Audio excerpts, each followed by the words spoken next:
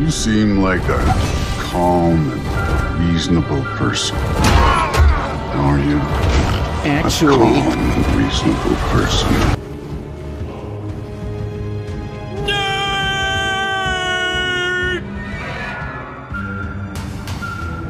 Before we get started with Raiders in the North, I actually want to congratulate Rolando Texeria 5463 for being subscriber 150 on the giveaway. Now, I know I've lost like 3 subscribers since that, but I'm going to honor the policy. And I've sent you a message through YouTube. Please give me a Reddit name so I can get a hold of you. Just a quick update with that. And again, congrats. Looking forward to your answer. This review is for Raiders of the North Sea with extras. In short, it is a worker placement game with a Viking theme. You build up your crew, supplies, and you go plunder a harbor, outposts, monasteries, and forts.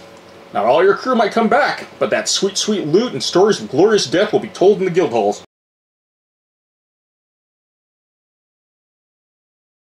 Yes, it's like 9 years old. I'm late by a decade almost. Honestly, it took me a long time to find a copy for sale. I actually played this game the first time back in April, and I really enjoyed it.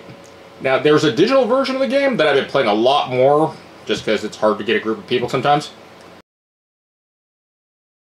Because I like it. I don't know if a lot of people have seen this. When I first saw Raiders on the shelf and I saw the price, I was pretty turned off by it, because it is a very small box.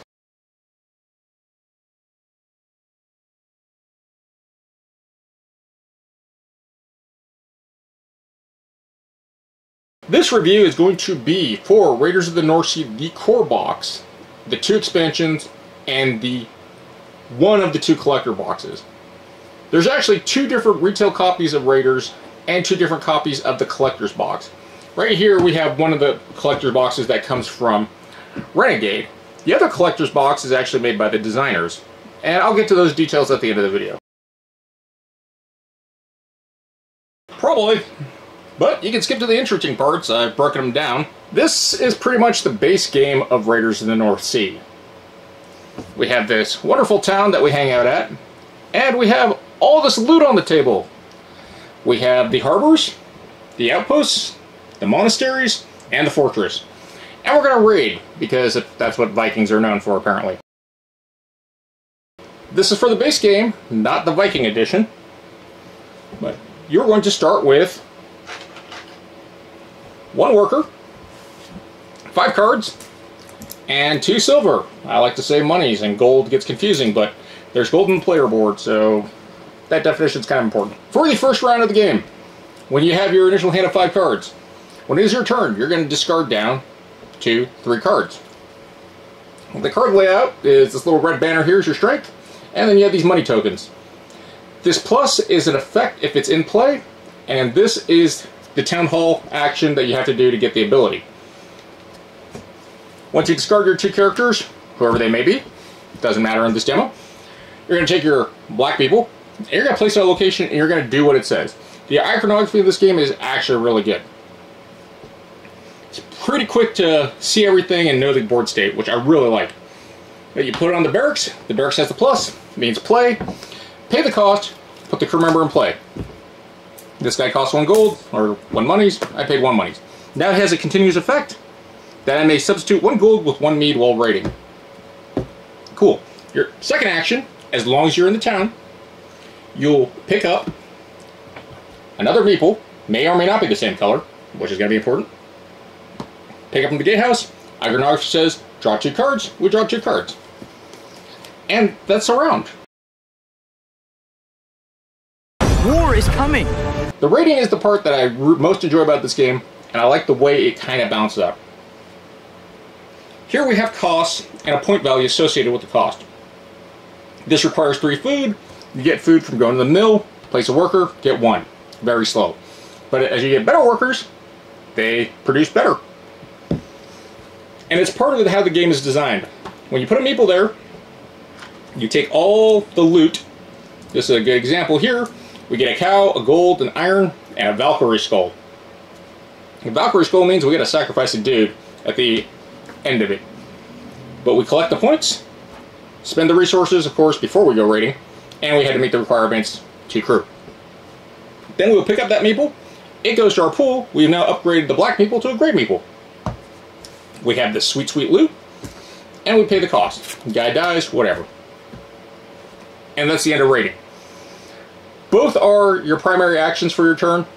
So if you're in the town, you get to place and pick up. But if you go raiding, you get the loot, and you collect whatever meeple is at that location. You can't go raiding until you get the required loot. And all the locations have it placed. Some locations have this red die. That means you get to add dice. They are going to add to your strength. Your strength, again, is going to be these little red banners. And the higher your strength is, the more you'll hit these point thresholds. But the X factor is this die. You add that die roll to your score. There are mechanics to change it and make it better.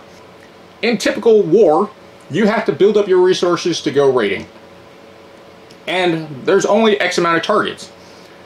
Depending on what your goals are, or your playstyle, you're going to target certain things that are to your advantage. There are bonuses for having crew members, for attacking harbors, outposts, fortresses, and monasteries. And then we have the offering tiles here that require us to give stuff to get more points. Like this costs a silver, 2 cows, and a gold. And you're only going to get that loot if you go raiding.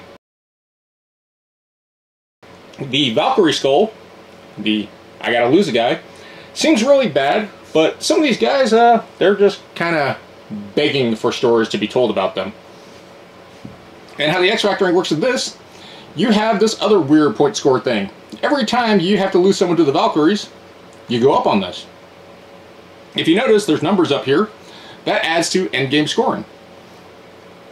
If for some reason you're feeling pretty combative or sacrificial, you get upset. That's 15 points. That's a lot of crew, a lot of actions, and a lot of resources committed, but you're getting something out of it. Next we have iron. Iron, it's worth 1 point at the end of the game, but you can trade it in at the armory, which you have to have a gray or white meeple to use, to get 2 extra power that's added to your total rating. You see these little, again, point numbers. If you get up to 9, 6 extra points.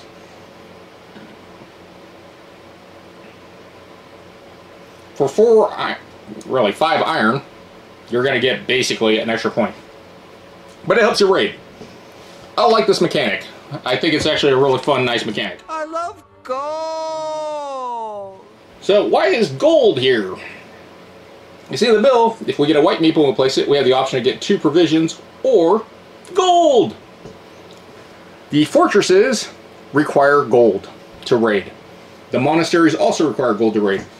You can hoard gold like a dragon, or you can spend it to pay your crew, I guess, to go raiding. And that's kind of why it's there. It's also really useful for tithings or offerings, because 2 gold is 2 points, but 2 gold here is 4 points. Well, we're raiding because it's resource collecting. Honestly, at the end of the day, everything is points. The cows being the least efficient points, because 2 cows equals a point. The gold, 1-for-1 exchange. Iron is 1-for-1 exchange. And again, the Valkyrie skulls and death. Oh, death. Become my blade once more. Yes. Destined death. The whole thing that Vikings are known for with glory. All the loot's used for endgame scoring, or used in trades or offerings. You also get to replace your meeples. Like, you really do need the white meeples to raid the fortresses at the top. So you have a slow progression system. A nice part of that system is when you place your worker, you get the new bonus, but you have to take another worker off that area. It allows someone else to take that meeple and use it for their uses. Cows are also nice because they can be turned into hamburger. At the Longhouse, if you place here, you can take old Betsy here and turn her into 2 Big Macs. Iron, like I said, use it to increase your weapons by placing a worker at the armory. It has a cost 1 iron to go up by 2, or $2 to go up by 1. The game ends by 3 different triggers. There's more of these, I just put these 3 out here. But when you can't draw any more of these tiles, these are the offering tiles, that triggers game end. If there are no skulls on the board, that triggers game end. And if there's 1 fortress left, it triggers game end. Everyone will get a final round, including the player that triggered the end game state. It doesn't sound balanced, no, but it kind of is. One of the factors in this game is you can't have more than 8 of any resource, meaning money, provisions / food, or cards. Your crew is also limited to 5. You might not have the requirements to pay things like the 4 have 5 crew and the gold. Usually at that state in the game, everyone is running out of resources. They're usually not going to have the resources to go do another high raid. The town actions are a little harsh. The treasure will get you a gold, which is a point. The mill, if you have the right worker, can get you a gold, get you a point. If you have the armor, and that will help you push up that track to get points. If you can do offerings. The town hall even can give you stuff. Hiring certain crew will give you VP points at the end of the game too. This game is a point salad. For the core game, I have to place this as an 8 out of 10. I hate using number systems because they're kind of arbitrary.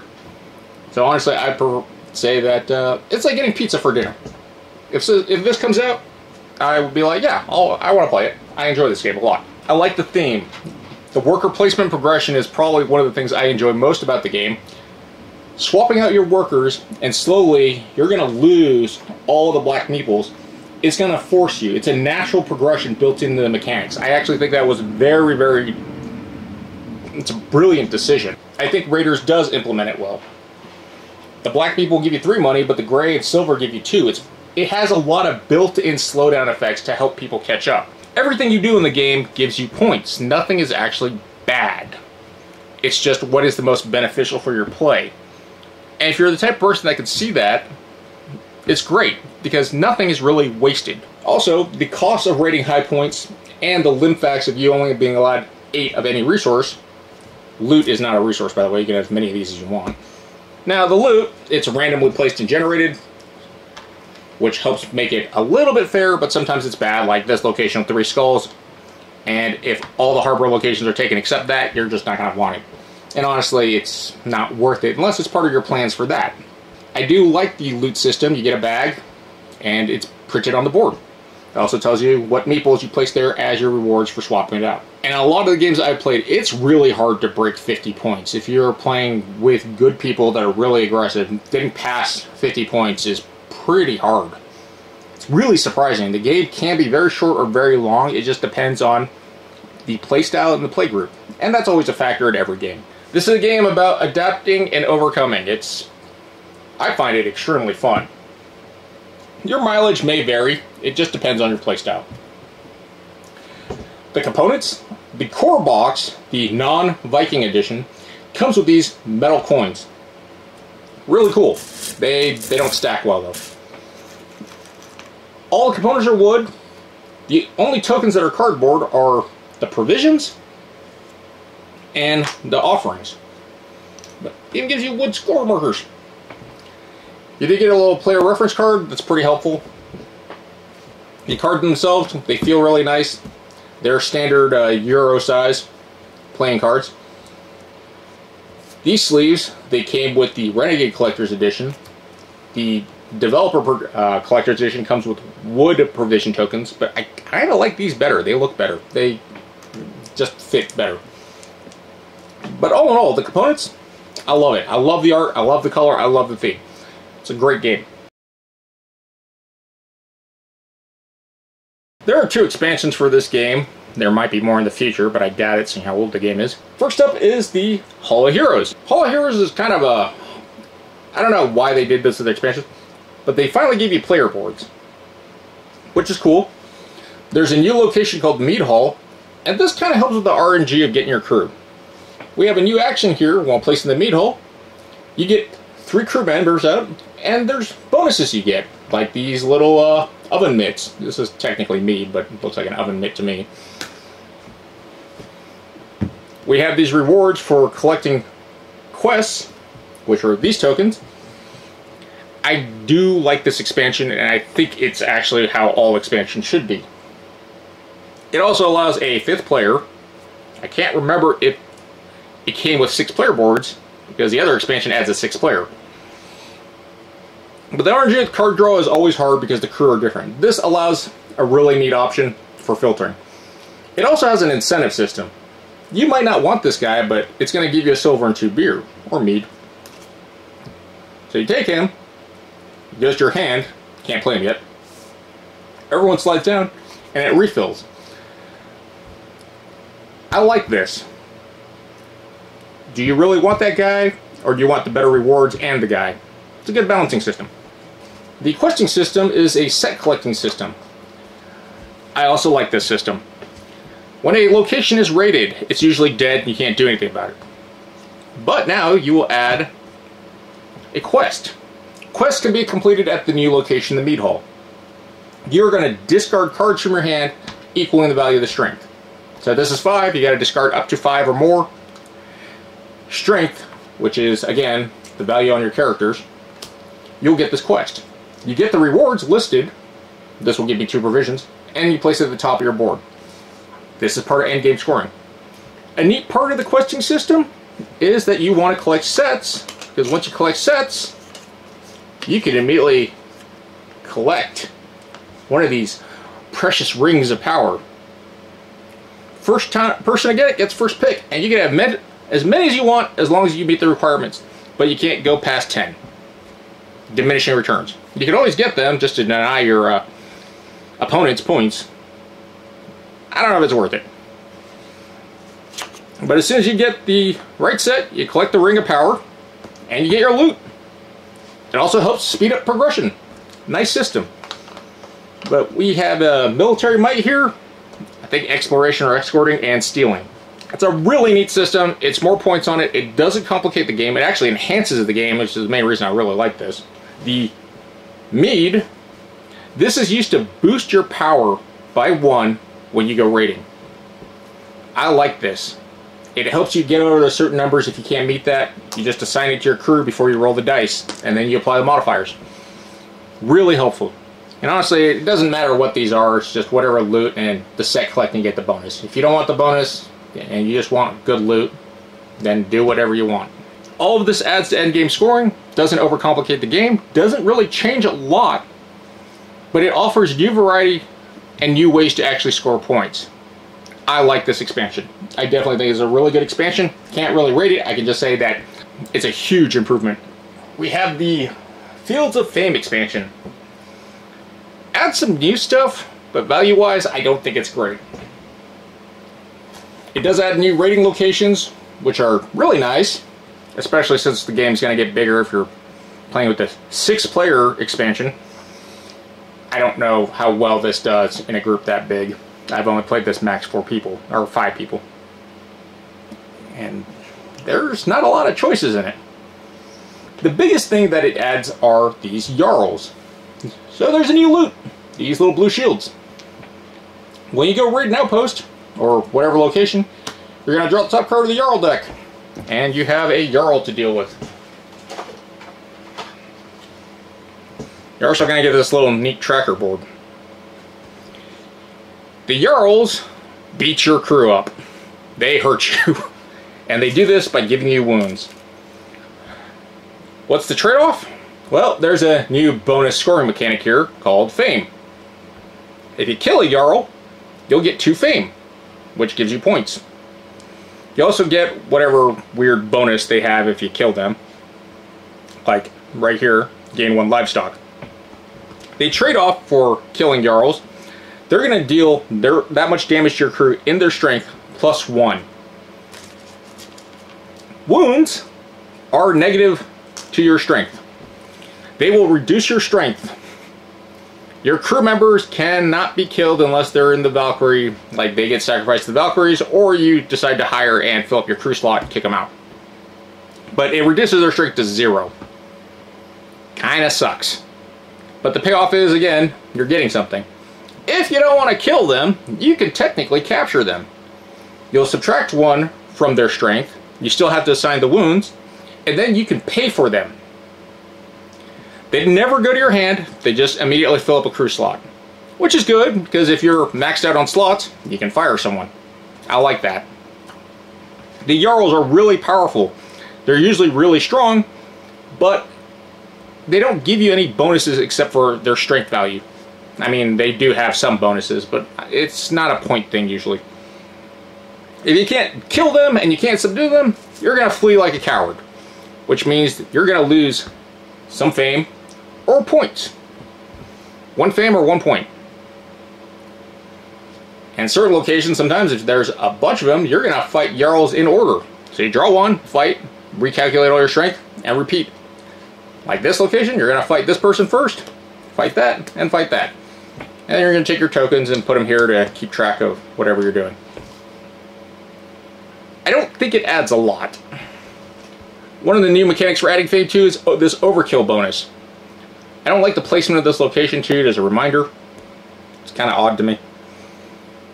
But if you meet these milestones, if you're 4 power over the highest points, so this monastery, if you're 26, you'd get an extra fame. 8 added to 22, 30, you'd get 2 fame. And then if you're 12 over, 34, you'll get an extra 3 fame. Another good way to catch up, and you do get pretty powerful in this game. Nothing in the expansion sticks out to me except the Valkyrie dice. I like these dice. They replace your standard red dice with these fun dice. There is one Valkyrie skull face on this die. This is a new X factor of RNG that you might have to lose crew to a location that you think is fairly safe. Again, you're getting points out of it, but it does balance the game a bit. This is an optional mode. You don't actually have to ever use these dice, but it's something that you can do if you want to. And you don't even have to use it with the Jarl expansion, which I like. I don't really care for the Jarls. The new rating spots are nice, especially if you're playing with more people. The option of killing them, hiring them, or running away from them, it's a little out there. The new end score bonus, it can help, especially if you're really aggressive. But it doesn't work for me. I don't like the wound system. I get it's a balancing mechanic, but I don't like this because it's kind of hard, and there's... Sometimes people get confused with actions. And the Jarls definitely do that. We're almost done. Just some things I want to touch up on. There are 2 collector's boxes. I don't know if the original collector's box from the manufacturer, not manufacturer, the creators exist still. It gives you 40 wooden provision tokens. I don't really think it's worth it. And then you have the other one that comes from Renegade, the one I have, and it gives you the sleeves. It gives you 200 sleeves. More than enough sleeves to sleeve the whole game, all the expansions, and have some extra. I also have to say that the storage for the collector's box is really nice. It's the same insert for both of them, but I really like the way it holds everything in. It works really well for the most part. There are 2 versions of the game. The Viking edition, you don't get wooden components. Everything is cardboard. It costs less. It's in a bigger box. That's about all I could see. And it was mainly designed to be sold at retail stores. If you don't want to pay the $60 MSRP for the core box, then definitely go for that. These are just quality of life improvements. There is a digital version of the game that you can get as an app. Fairly cheap. Problem, none of the expansion content's in it. It's just the base game. But you can play online, and that's one of the ways I've been playing the game a lot. And now, if you enjoy what I do, please consider subscribing to the channel. It really helps me out. I greatly appreciate it. If you want to win some free loot, look for the 2024 giveaway.